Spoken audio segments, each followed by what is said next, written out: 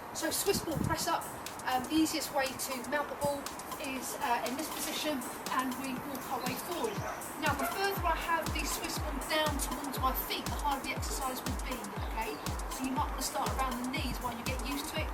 Arms nice and wide apart, and for this all we're doing is taking the body, the chest down towards the floor, nice and slowly, and pushing up. So down, the only thing I'm consciously moving are my elbows, okay? And as I say, if you want to make the exercise harder, just take your feet further, the ball further down towards your feet. Lat pull down, so knees are soft, bottom squeeze, so your glutes are squeezed, so you're working your body already. Palms are facing toward the floor, and then simply bringing your hands towards your shoulders. But let's make sure we're finding this exercise challenging. If I find it too easy, I simply step back further and forward nice and slowly. So you really want to feel this exercise in your arms, but primarily your lats, which is down the side of your back here. So Swiss ball chest press, working the upper body and honestly mainly the chest. We want to make sure that we find these weights challenging. So if I was you, I'm really generalising here, but you should be aiming for about maybe 4 kilos, 5 kilos in either hand.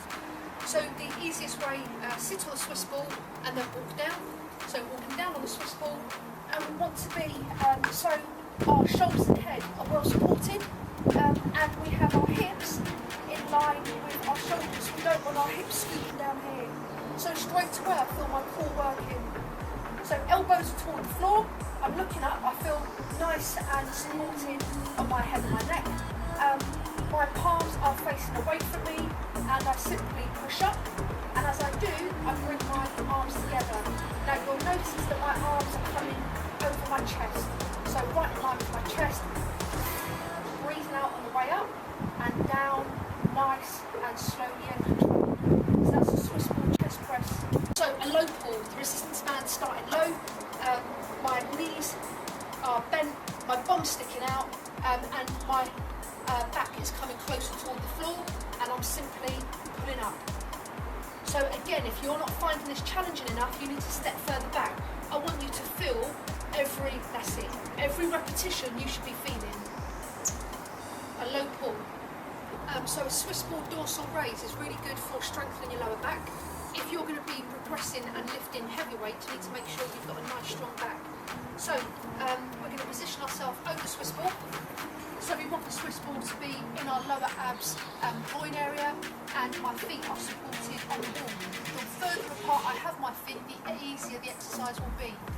So for your dorsal raise, you literally start with your hands down here. As you come up, I want to see you hitch the ride. So you're twisting your hands up so your thumbs show, squeeze those shoulder blades together, and back down nice and slowly. So come up and hold for 2, and back down slowly. So this exercise you should feel in all of your back, but especially your lower back. So plank, we should know this exercise. Remember, we want our elbows and our shoulders to be aligned, hips in line with the shoulders, and we simply hold. If you don't find it challenging enough, you can come up to high plank and go back down. So high, low plank, which really puts some additional challenges onto your core area.